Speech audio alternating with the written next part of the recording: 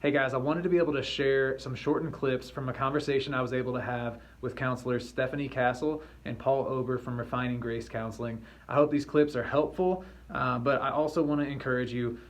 These shortened YouTube clips might be helpful, and I hope they are, but they can't provide the ongoing help and assistance that you need to deal with serious issues like addiction, anger, anxiety, depression. And so I want to encourage you to head to tpcc.org/care or /counseling. We've put some resources together there, including a list of vetted counselors who we trust to get that ongoing support that you need to deal with issues that are complex like this. So again, head to tpcc.org/care or /counseling, and I hope these clips are helpful to you. This has been great so far. I would like to transition into just kind of our final topic, which is depression, sometimes linked to anxiety, not always.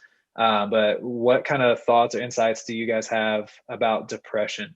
I mean, I would say that it feels like a trudging through mud kind of thing a lot, like doing life, but there's this extra layer, all right? It can feel a little bit like we're separated from the things we'd like to feel connected to.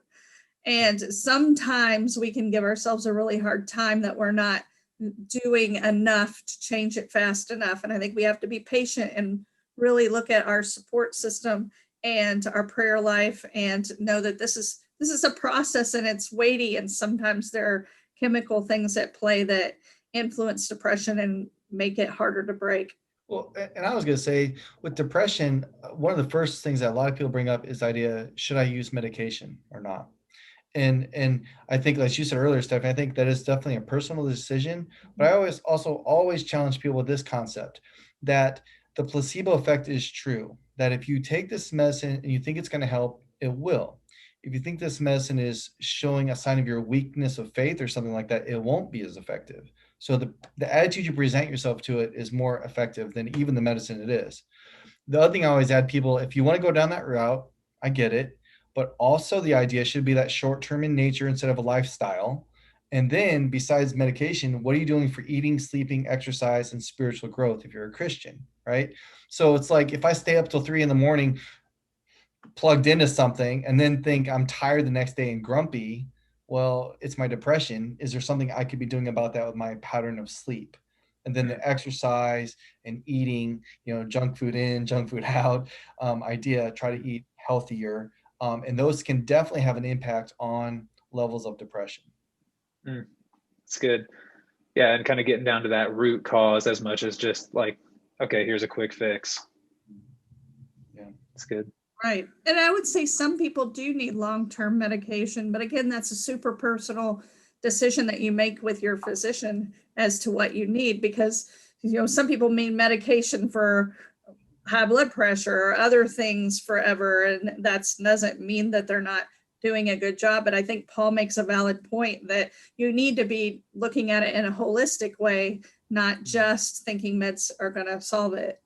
So Yeah. we want to do what we can. And I think being patient with people who are in a depression is really important as the body, to not think, well, just stop it. Like, it's not that easy. It's not like that Saturday Night Live skit.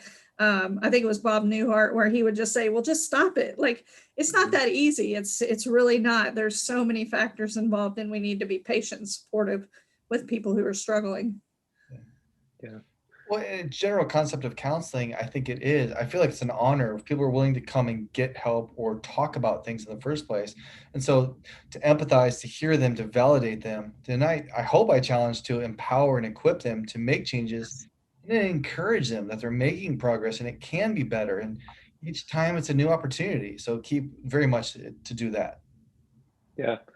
What I'm hearing a little bit of like a synthesizing of all the things is it's complicated, right? Depression is complicated. You want to be aggressive in the way you deal with it, in being holistic and how you approach it, taking the basic steps, the basic necessities of physical, mental, emotional health, but also being patient while you're aggressive and trying to treat it. And that's hard and it's complicated because you're dealing with some heavy emotions and it takes time and it's a process and it took time for you to get here. It's going to take time to get out.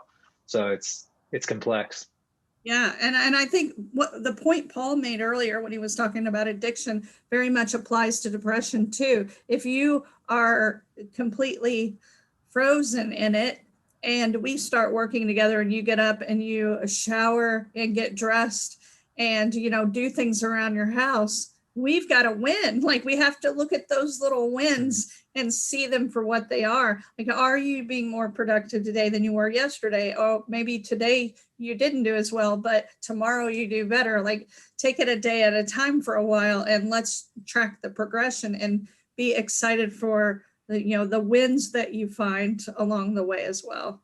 Which I think in itself is a discipline, right? Like I've quoted this a lot in the past, but the phrase "what you look for is what you see," Mhm. and especially when you're caught in a negative cycle of anxiety or depression or any of the things we talked about, fear, anger, addiction, you're caught in this negative cycle, and so you're going to be prone to see the negative. And that retraining, that discipline of help me see the positive, help me see the improvement, help me see that systematic growth, and not just see where I'm failing, which is probably part of how we got into where we are in the first place. Exactly.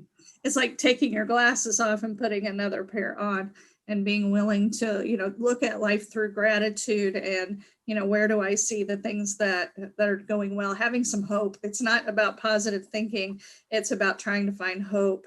Well, like I said before, head to tpcc.org/care or /counseling to see resources that would be helpful, and also to see a list of vetted counselors who we trust to give you more ongoing support to walk through issues as complex as this. Don't be ashamed about getting help. We all need it, and you can't do life alone. So again, head to tpcc.org/care or /counseling to get more help and walk with Jesus through this season.